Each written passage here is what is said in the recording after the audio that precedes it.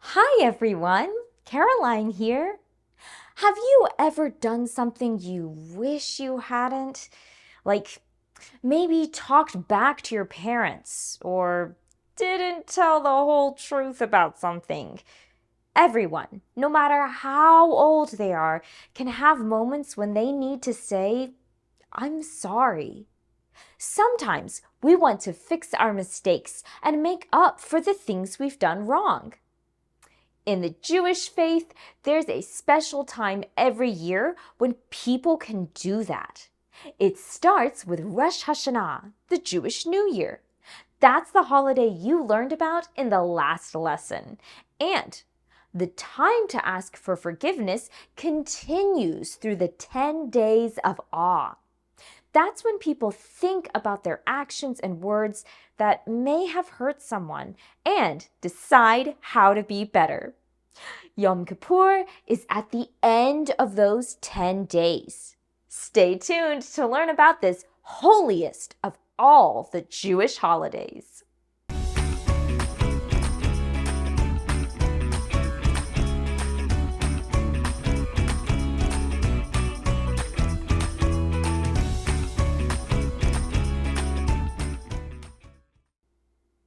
Today we're going to talk about the Jewish holiday Yom Kippur. It's the holiest day in the Jewish religion. The holiday is also known as the Day of Atonement. The word atone means saying you're sorry to people you've hurt and then doing something to make it better, like fixing your mistakes. So, Yom Kippur, the Day of Atonement, is a special day when Jewish people ask for forgiveness, try to make up for things they've done, and think about how to do better in the future. The holiday is based on a Bible story about Moses. The story says that Moses came down from a mountaintop with the 10 Commandments. Do you remember when we talked about the 10 Commandments in the video about Shabbat? The 10 Commandments are a list of 10 rules written on large stone tablets. They're given by God to help people know right from wrong and how to treat others. So, back to the story. When Moses came down from the mountain, he was very upset because he saw that the people had made a golden calf to worship. Moses was so mad he broke the stone tablets. There was no way he was going to give these important laws to the people. But then he thought about it and went back up the mountain and got another set of tablets from God. And once again, he came down the mountain and forgave everyone and gave the people the 10 Commandments. This story about forgiveness is woven into the high holy days, starting with Rosh Hashanah and ending with Yom Kippur.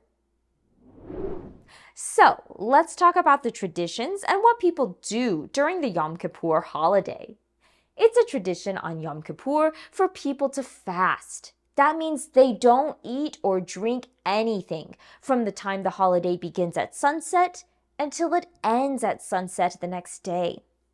Fasting creates a time to forget about the everyday routine, to focus on saying sorry, and to think about other people, especially those who don't have enough food to eat.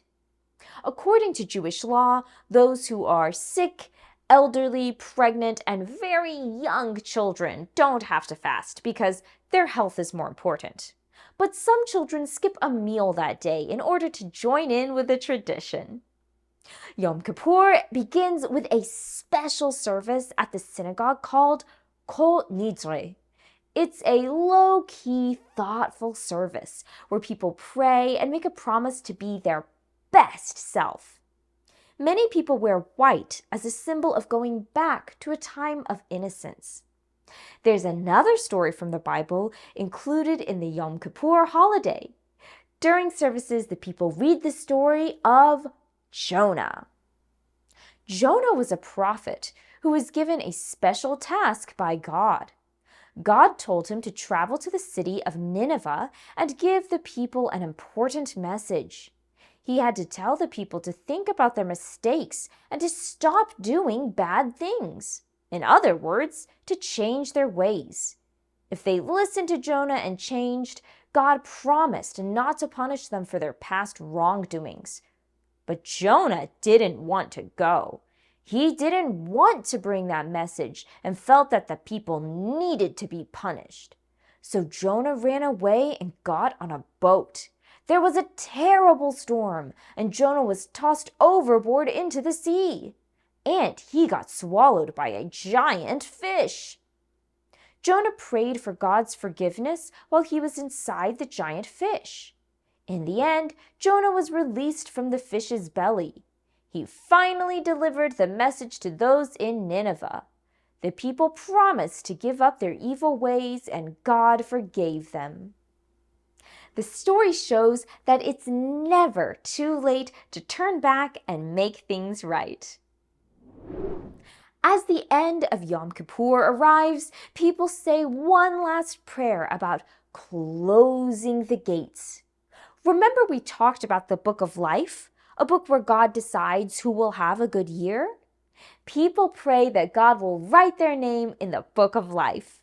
That last big prayer is a final chance for people to ask for forgiveness before the holiday is over, before God closes the Book of Life.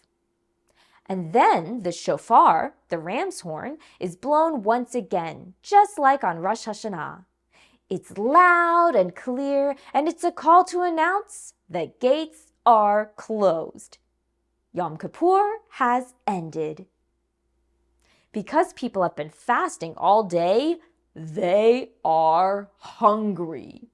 Families and friends get together to break the fast with a big meal. Everyone sits down and enjoys the meal together. Now it's not such a serious time, but it's a joyous time when people look forward to a good year, a year filled with kindness and thoughtful decisions. It's time for a new start. I hope you enjoyed this video about Yom Kippur. Check out the PDF that goes with this lesson for more information and fun activities that go along with the video.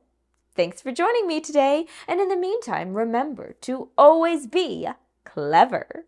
Hey!